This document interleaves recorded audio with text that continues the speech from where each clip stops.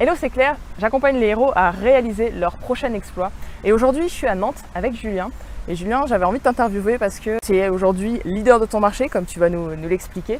Et ce qui m'a plu chez toi, il y a plusieurs choses, mais il y a déjà le fait qu'il y a 2-3 ans, je crois, tu vas nous expliquer ça, tu as décidé de complètement abandonner un job qui ne te convenait pas pour découvrir autre chose. Et aujourd'hui, tu t'es vraiment réalisé en tant qu'entrepreneur, coach. Et la deuxième chose qui m'a intéressé chez toi, c'est ta vitesse d'implémentation, c'est-à-dire que tu vas nous expliquer ça, mais en 11 mois, tu es passé en termes de chiffre d'affaires de 2462 €, je crois, tu m'as dit tout à l'heure, à plus de 127 000 € 11 mois après, c'est-à-dire en juillet dernier. Par mois. Par mois, exactement, c'est important de le préciser. Donc, voilà un petit peu le contexte. Je suis ravie de t'avoir aujourd'hui avec moi sur ce plateau des héros. Est-ce que tu peux te présenter? Je m'appelle Julien Musy et du coup j'accompagne entrepreneurs et sportifs de haut niveau. Les sportifs de haut niveau, je les accompagne à voir beaucoup plus grand qu'ils n'ont jamais vu. Donc certains veulent être dans les 100 premiers mondiaux par exemple. Pourquoi tu viserais pas le top 10 par exemple? Et j'accompagne les entrepreneurs aussi, pareil, à multiplier par 10 le résultat en moins de 12 mois. Ok, yes, merci. Déjà, première question, c'est qu'est-ce qu'on ressent déjà quand on a multiplié son chiffre d'affaires par plus de 50 en moins de 11 mois? Voilà, comment on se sent? Qu'est-ce que ça fait? Ce que ça fait, je pense que c'est une fierté, c'est une satisfaction. Ouais. Mais je pense, comme tu peux le voir avec certains héros, à mon avis, auxquels tu es en contact, c'est que je suis content, mais ce que je vois, c'est aussi le prochain niveau. C'est l'étape d'après. L'étape d'après. Et du coup, je suis hyper heureux pendant un jour, 2 jours. Et pas que je sois pas heureux et que je sois l'éternel insatisfait. Mais aujourd'hui, ce qui me fait kiffer, c'est pas de me dire « Ah, génial, t'as atteint ça » et de rester atteint ça. Ce qui me fait plaisir aujourd'hui, c'est « Ok, maintenant, qu'est-ce qu'on va faire ?» Ok, maintenant, qu'est-ce qu'on va faire? Ouais, donc c'est ça. C'est vrai que c'est quelque chose que je retrouve souvent chez les héros. Et moi, je m'identifie aussi pas mal à ça. Une fois que tu as atteint ton objectif, tu es content. Mais tout de suite, c'est quelle est la prochaine étape. Et d'ailleurs, ça me fait penser qu'il y avait un truc intéressant, si tu veux bien partager. Tu m'as dit l'autre fois que ça t'est arrivé d'atteindre ton objectif et ensuite d'être vraiment pas très bien. Ouais. Tu peux nous partager un peu? Carrément. Ouais, super. C'est marrant parce que déjà, j'avais un premier objectif d'arriver à 10 000 par mois. Pour moi, pour un entrepreneur, arriver à 10 000 par mois, c'était waouh, c'est l'entrepreneur qui était hyper successful. Ouais. Déjà, la barre des 10 000, c'était hyper impressionnant pour moi. Et je l'ai atteint je me souviens, j'étais à un séminaire en août dernier. Donc, David Laroche, je crois, c'est ça? ça, en août 2017, je m'étais dit, David avait dit, poser un objectif ambitieux à un an. Je m'étais dit, ouais, si je peux arriver à 10 000 € par mois en août 2018, ça serait un objectif hyper ambitieux. Ok, donc 10 000 € en août 2017, tu te fixes ça pour août 2018. Ok. C'est ça. Et je me fixe cet objectif et en fait, je l'atteins fin octobre. Ok, ouais. Je l'atteins fin octobre. Et ce qui se passe, c'est qu'en l'atteignant fin octobre, genre le soir où je me rends compte que j'ai atteint les 10 000, c'est l'excitation totale. Ouais. Le lendemain, excitation totale. Et 2 jours après, moi qui était tout le temps en train de travailler à cette époque, qui travaillait énormément, je me retrouve à faire une semaine de Prison Break. Ok, ouais. Je regardais aucune série et pendant une semaine, j'ai plus d'énergie, j'ai plus envie de rien faire. Vidé quoi. Juste envie de rester dans mon lit et de regarder Prison Break toute la semaine. Waouh, ouais. Donc, et là, je me suis dit, putain, c'est bizarre en fait. Et j'ai stagné derrière 5 mois à 10 000 € en fait. Ouais. Je me contentais de cette nouvelle norme, mais j'avais pas l'énergie d'aller au-dessus, j'avais pas trop d'objectifs au-dessus. Et puis je me suis fait coacher, du coup j'ai été, à partir du mois où je me suis fait coacher, le mois d'après j'ai fait 40 000. Ok, ouais. Donc là pareil, c'était encore un objectif inatteignable à cette époque. J'avais même pas d'objectif, les 40 000, je les ai un peu atteints par hasard entre guillemets. Par hasard, ok. Par hasard. Je m'attendais pas, j'ai juste mis en place une nouvelle offre, ça a cartonné. Et j'ai atteint les 40 000 par mois et là, pareil, le mois d'après, je suis retombé à 22 000, tu vois, et plus d'énergie, pareil. Ouais, donc tu as eu un deuxième épisode comme ça. Deuxième épisode comme ça. La première fois, ça avait duré une semaine. Là, c'était moins flagrant, tu vois, j'ai pas senti genre vraiment une semaine de Prison Break. Mais par contre, c'est vrai que moins d'engagement derrière. Et là, quand j'ai atteint les 120 000 par mois sur le mois dernier, Ah bah là, c'était... Je me rends compte que je fais mes calculs, je fais mes comptes, machin, je me rends compte que j'ai fait 120 000 le mois dernier. Je savais que j'avais fait un bon chiffre, mais là, de voir le chiffre 127 300, tu vois, je me dis, waouh, c'est dingue. Ouais, c'est dingue. Et le lendemain, il est entre 8h et 11h du mat.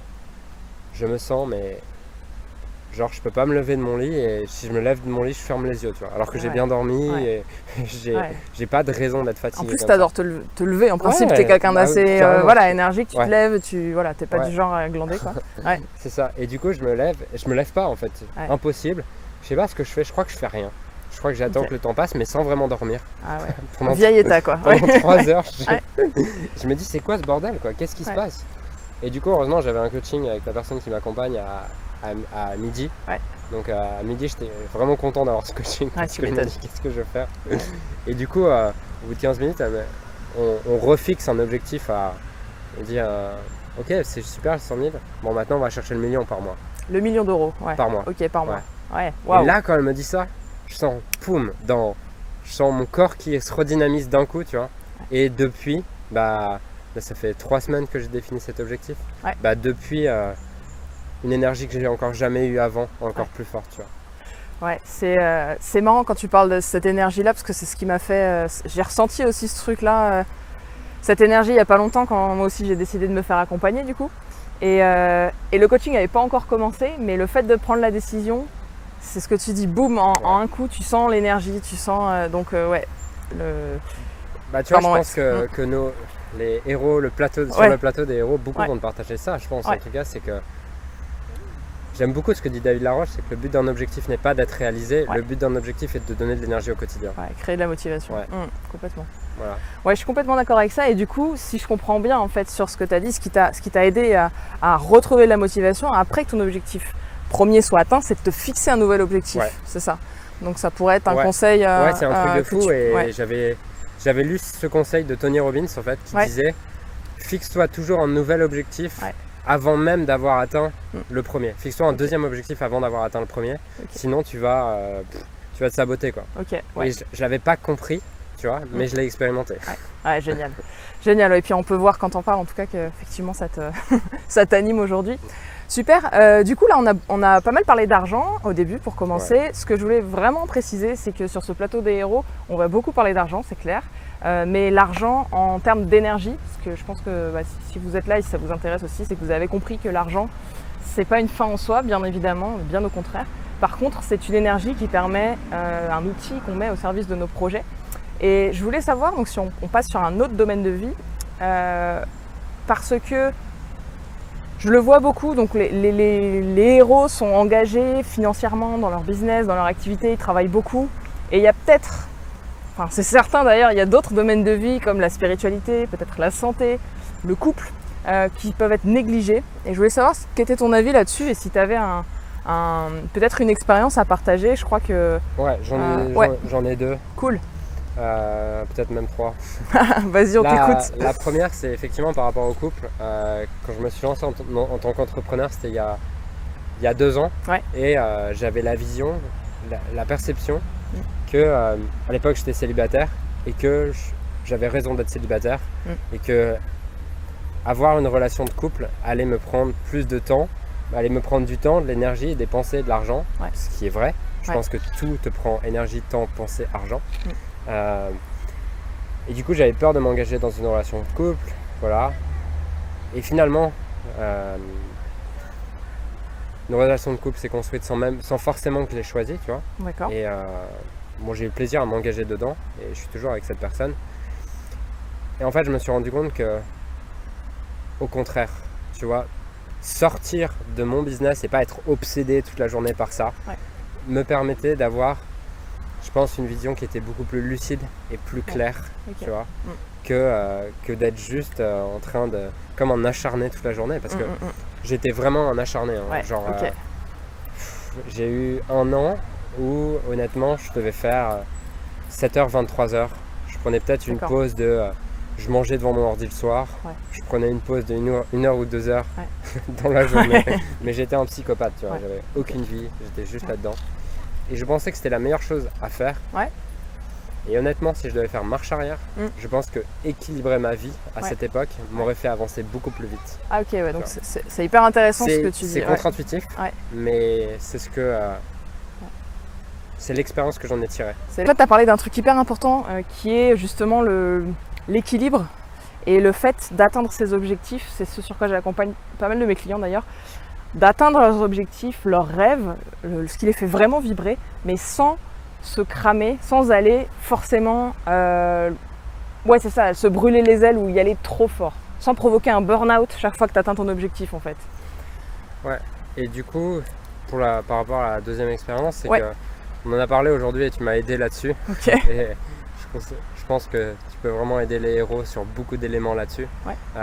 C'est que je pense que ce qui va aussi m'aider à franchir le prochain niveau de succès, comme tu le dirais, le prochain exploit. Le prochain exploit, ouais. Ça va être d'avancer sur mon alimentation. Ce qui est un peu contre-intuitif par rapport au business. Mais d'avancer là-dessus va me permettre. On a 8 domaines de vie et je pense que chaque fois que tu équilibres un domaine de vie, celui qui est prioritaire, tu le fais encore plus avancer. Exactement. Exactement, effectivement, c'est contre-intuitif. C'est pas ce à quoi on penserait en premier quand on veut atteindre un objectif et qu'on est plutôt dans la performance, qu'on aime se donner, qu'on aime y aller, qu'on aime pousser. On parle de faire une pause pour mieux repartir après. C'est pas très vendeur, ça nous fait pas rêver. C'est pas ce qu'on ferait intuitivement.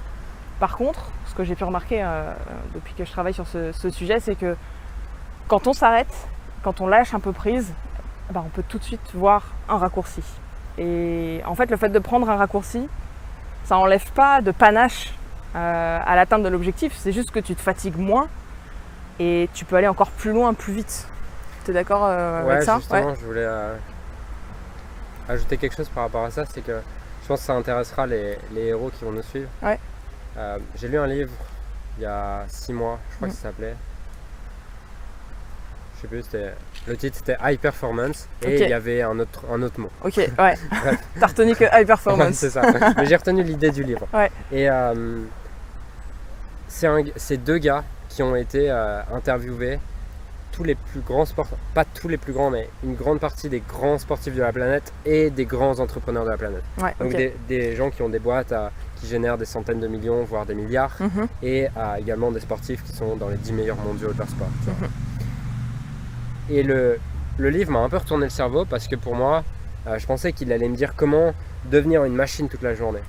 Et en fait, le message du livre, c'est growth égale stress plus rest. Croissance égale repos plus stress, plus poussé. Effectivement, tu vois. Et il prend notamment l'analogie du muscle, que si tu veux aller quand tu vas à la muscu, si tu fais de la muscu, le gars qui fait un jour de muscu, un jour de repos, gagnera plus en muscle et en masse que quelqu'un qui fait 2 jours de muscu. Parce que en muscle, pour croître, il a besoin d'être stretché et d'être brûlé et ensuite d'être reposé, tu vois. Et il disait que justement, il insistait sur cette notion d'équilibre qui n'existait pas. Et l'équilibre de vie n'existe pas. Et par contre, le but, c'est d'équilibrer les déséquilibres. C'est hyper... carrément. Équilibrer les déséquilibres. Parce que tu vois, les high performers ont besoin de pousser, ont besoin aussi d'avoir des phases où ils vont étudier plus que les autres, où ils vont être plus performants que les autres. Mais c'est ce qui mène au burn-out si tu n'as que la partie de l'équation stress. Exactement, et merci de partager ce point-là parce que c'est exactement ce que je fais justement. Quand j'interviens auprès de héros, que ce soit des sportifs, que ce soit des chefs d'entreprise, que ce soit des personnes qui ont un projet fou pour embarquer les autres avec eux, je ne les aide pas à se reposer ou à faire du développement personnel en méditant toute la journée, en ayant les yeux fermés et en faisant un jeûne. Il n'y a pas de mal à ça. Mais ce que je les aide à faire, c'est de justement arriver à équilibrer le déséquilibre, comme tu dis, trouver quelque chose qui soit confortable et qui fasse du bien, mais sans perturber la routine au quotidien, la discipline de vie que chacun s'est créée. Et tu vois, moi quand j'étais sportif de haut niveau, j'étais en pôle France, donc en pôle France c'est les 3-4 meilleurs de chaque catégorie d'âge qui sont entraînés en pôle, tu vois, dans un centre. Et on avait des périodes où on allait s'entraîner 7-8 heures par jour, tu vois, donc 7-8 heures de sport par jour. Et par contre, dans la période foncière, tu vois, l'hiver pour les tennisman, c'est la période foncière, donc c'est là où tu vas travailler ton endurance pour arriver l'été et être très en forme. Et ce qui se passait, c'est que on avait des semaines intenses à 7-8 heures avec des sorties longues de vélo, de footing, des sorties longues, tu vois. Et par contre, le week-end, on breakait pendant 2 jours.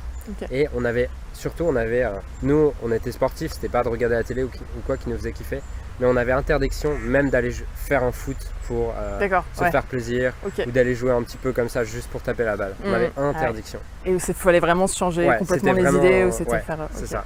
Wow, super. Si on revient un petit peu sur la notion de héros, ça m'intéresserait de savoir ce que c'est un héros pour toi, dans ta définition, hein, pas dans la mienne. Est-ce que ça t'inspire, ce mot de héros? Moi, ce que ça m'inspire, c'est en rapport avec ma vision, mais c'est la personne qui atteint quelque chose où tout le monde lui disait que c'était impossible et elle-même y a cru seule. Est-ce que tu peux partager par rapport à ça? Je sais que quand tu terminais tes études, tu as fait un stage de fin d'études dans la finance, je crois, et tu es parti au Japon pour un projet perso. Et quand tu étais là-bas, tu t'es rendu compte, je crois qu'en fait, tu voulais lâcher la finance, tu as démissionné sur le champ. Ça me fait penser à ce que tu viens de dire en fait. Tu peux expliquer ce qui s'est passé à ce moment-là pour toi? Tu t'es dit non, là j'arrête. En fait, ça faisait... J'arrive fin d'études, je choisis un peu la finance par défaut. Voilà, je pense que les personnes qui nous regardent, si vous êtes français, vous savez qu'en France, quand tu as un bac S et que tu travailles plutôt bien à l'école, c'est soit prépa, soit médecine, soit finance. Voilà, moi j'ai choisi la finance parce que j'avais pas trop envie de travailler, les 2 autres me demandaient trop de travail. Donc j'ai fait la finance et j'avais ce côté compétiteur, donc les 2 premières années, la première année j'ai fini major de promo, c'était mon kiff, voilà. Mais après je me faisais chier, j'avais plus d'objectifs. Et du coup 3e, 4e, 5e année, je séchais 80% des cours, je faisais plus rien. Je savais que c'était pas pour moi, mais d'un autre côté je savais pas quoi faire à la place. Tu vois, j'avais toutes ces croyances que déjà je voyais l'entrepreneur comme le mec de 40 ans qui avait déjà 1 million sur son compte en banque, qui était en costume toute la journée, et c'était pas moi. Clairement. Tu vois. Et... D'ailleurs, t'as un beau t-shirt aujourd'hui, leader de ton marché. Je sais pas si on voit. Et du coup, je me voyais tellement pas entrepreneur, mais je savais pas ce que j'allais faire, j'avais aucune idée de ce que je pouvais faire. Et puis du coup, je fais mon stage de fin d'études. Tous mes collègues venaient au boulot de 10h et ils rentraient à 21h, 22h. Moi je faisais 7h30, 15h. À 15h30, je m'étais barré. Je voulais déjà me dire que j'avais perdu ma matinée et le début de mon après-midi dans un truc qui avait aucun sens pour moi, ça me faisait chier, donc me demande pas de rester jusqu'à 21h. Et donc le sens. Donc vraiment pendant 6 mois, j'avais aucun sens. Et puis j'avais une passion à côté pour la pâtisserie, j'avais un blog, je développais ce blog et j'avais été sélectionné pour faire une émission de télé au Japon. Et du coup pendant 1 mois, j'étais payé. Et j'étais payé pour être filmé et manger dans tous les meilleurs restaurants du Japon et donner mon avis sur la cuisine japonaise, visiter le Japon. Plutôt sympa. Plutôt sympa, c'est ça. Et ce qui s'est passé, c'est qu'un jour, ça devait être la fin de la première semaine, on est invité chez le meilleur producteur de riz du Japon, et avec l'équipe de tournage et tout, et il m'accueille chez lui le soir. Il nous avait préparé 25 bols de riz différents, tout ça. Je sentais que le gars il avait mis son cœur pour que je découvre son riz et tout. Et du coup, il y avait là-bas, on est assis par terre sur les dîners, donc ça crée une ambiance qui est totalement différente. On était assis par terre il y avait juste sa femme, son fils qui était un bébé, tu vois. Donc vraiment, le gars il m'accueille dans son intimité, j'étais déjà touché par ça. Et on a une discussion qui est le gars il avait vraiment, tu sentais qu'il était dans l'amour des gens, un truc de fou quoi. Et on a une discussion et je lui dis, il s'appelait Taku, pourquoi est-ce que tu fais ce que tu fais? Et là, je sens le temps qui s'arrête. Tu sais, il y a ce genre de moment parfois. Le temps qui s'arrête, il me regarde et il me dit, il y a une larme qui coule sur son visage. Et il me dit, parce qu'en fait, je suis né pour ça. Tu vois, je suis né pour ça. Je suis né pour que si le Japon est en guerre, je puisse nourrir tout le Japon avec un riz de qualité. Ah ouais, ouais, là ça positionne Tu vois une vision, ouais, ok. Et en fait, à ce moment-là, je connecte, on avait travaillé toute la journée avec lui dans les champs pour cultiver le riz. Et je m'étais dit, putain, franchement, je me fais chier, quoi. Et prendre Ouais. les épis et tout. Ouais. Et à ce moment-là, je comprends le sens de tout ce qu'il fait. Pourquoi D'accord. est-ce qu'il met tant d'amour et de passion pour juste recueillir le riz, en fait, Ouais. tu vois. Et à ce moment-là, je me dis, Tout change. toi, t'es né pour quoi, Julien, en fait? Est-ce que tu penses vraiment que t'es né pour aller à la banque et tout? Et je finis le repas, mais en fait, je suis plus là dans le repas. Je suis dans ma tête et je me demande, qu'est-ce que tu branles, en fait? Ouais. Qu'est-ce que tu fous, quoi? Ok. Pourquoi tu fais ce que tu fais? Ça n'a aucun sens, juste pour faire plaisir aux autres. Et du coup, je rentre à l'auberge le soir et j'envoie un mail de démission. J'ai aucune idée de ce que je vais faire, comment je vais le faire, pourquoi je vais le faire. Je sais juste à ce moment-là que je sais ce que je ne veux plus faire. Ok, tu sais ce que tu veux plus faire et ouais, c'est j'allais dire, c'est hyper inspirant. En même temps, ça connecte à une expérience que j'ai eue moi. J'ai quitté aussi un boulot qui faisait pas de sens pour moi, à peu près pour les mêmes raisons. Et je savais pas non plus ce que j'allais faire.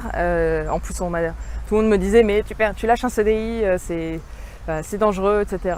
Je savais pas non plus, mais je savais juste un truc, c'était qu'il fallait que j'arrête de faire ce que je fais, quoi. Ok, ouais.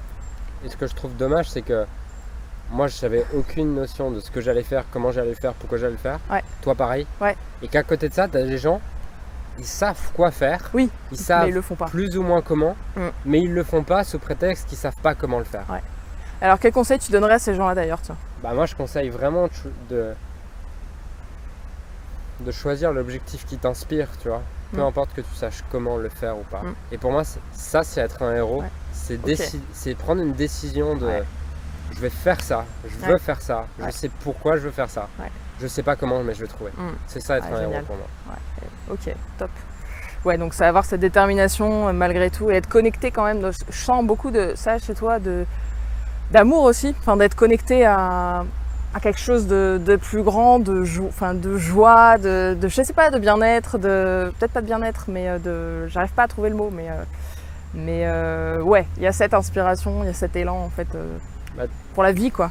Ouais, tu vois, moi il y a ces deux textes qui m'ont beaucoup inspiré et fait prendre conscience que putain, tu pouvais pas te limiter, t'avais qu'une vie, quoi. C'est le discours de Steve Jobs à Stanford. Je sais pas si tu l'as entendu. Non, mais je vais aller le regarder. Le discours de Steve Jobs à Stanford. Ça me dit quelque chose. Il y a ça, et il y a aussi l'étude de Bronnie-Ware. Sur le regret des personnes. L'étude de Bronnie-Ware, et troisième chose aussi, c'est le discours de Marianne Williamson. Notre plus grande peur. Je vous mettrai ces discours si vous ne les connaissez pas, parce que c'est vraiment, j'adore aussi ces deux ressources. Donc Bronnie-Ware, c'est une étude sur ce que les gens regrettent le plus à la fin de leur vie, et ce qu'ils regrettent le plus, c'est les choses qu'ils n'ont pas faites plutôt que les choses qu'ils ont faites. Donc ça je vous le mettrai. Le texte de Marianne Williamson également, qui dit que notre peur la plus profonde, ce n'est pas d'être... Ce n'est pas de réussir, ce n'est pas de... C'est pas de rater, c'est pas d'échouer, c'est de briller. C'est de briller, voilà. Et cette phrase magnifique aussi qui dit que en laissant sortir notre propre lumière, on incite les autres à faire de même en fait. Et donc ça, on en reparlera parce que c'est vraiment important. Pour conclure, quelle est la croyance que tu as eu à dépasser pour cette dernière année en fait, pour atteindre ton objectif? C'est qui je suis pour faire ça en fait. Qui je suis pour faire ça, Qui je suis pour faire ça. Et en fait, je me rends compte que c'est une croyance que j'ai eu à dépasser cette année. Mais c'est surtout un changement de façon de penser. Parce qu'on a tous, à différents moments de nos vies, dans n'importe quel domaine de vie, cette question de qui je suis pour viser ça. Tu vois. Et notamment, je sais que moi, dans le sport de haut niveau, ce qui m'a empêché d'être dans le top 10, dans le top 50 mondial, dans le top 100, c'est de me demander mais qui je suis en fait pour mériter d'être dans le top 50, dans le top 100. Pareil, cette année c'était qui je suis pour générer 10 000 euros par mois, qui je suis pour avoir une entreprise qui va générer 100 000 euros par mois, qui je suis pour proposer des prestations à 135 000 euros. Tu vois. Et c'est vraiment un truc sur lequel j'aime pas cette notion de je me bats, mais je pousse avec mes clients. C'est vraiment cette notion de, plutôt que de te demander qui je suis, parce que le problème c'est que tu n'es jamais la personne que tu veux être. Parce que Si tu te demandes qui je suis pour faire ça, tu vas T'es en reproduire décalage toujours en fait. Ouais. les résultats de ton passé. Ouais. Et tu vas faire du x1,5, tu vas utiliser 2-3 stratégies pour des entrepreneurs par exemple. Mais si tu te demandes qui je veux être et comment penserait la personne qui est 10 fois plus haut que moi, Ouais, complètement. tu n'as plus besoin de ça. Et le problème, c'est que quand tu te demandes qui je suis, tu es en train d'attendre de l'extérieur une validation. Complètement. Et je pense qu'à un moment, c'est à toi de prendre la décision de dire allez, je vais atteindre le prochain niveau de succès pour moi. Exact. Exact. Et souvent, quand j'entends ça, qui je suis pour prétendre avoir ça, je me dis, j'aurais envie de te répondre qui tu es pour ne pas le faire. Exactement. C'est simplement ça. Et tu annules cette pensée et tu passes à autre chose. C'est pas facile. Ouais, et j'aime bien cette question de David Laroche qui est est-ce qu'il existe au moins une personne qui, dans les mêmes circonstances que toi, a réussi ce que tu t'interdis de faire? Ouais, exact. Et là, ça. Ah ouais, en fait, elle l'a fait. No excuses. Ouais, c'est ça. Super. Bah, écoute, merci beaucoup Julien pour cette interview, c'était chouette. Je pense. Où est-ce qu'on peut te trouver aujourd'hui? Pour les entrepreneurs sur musijulien.com. Ouais, musijulien.com. Et vous pouvez me contacter sur Facebook directement, sur mon profil perso. Et pour les sportifs de haut niveau sur mentaldacier.com. Mental d'acier, ça marche.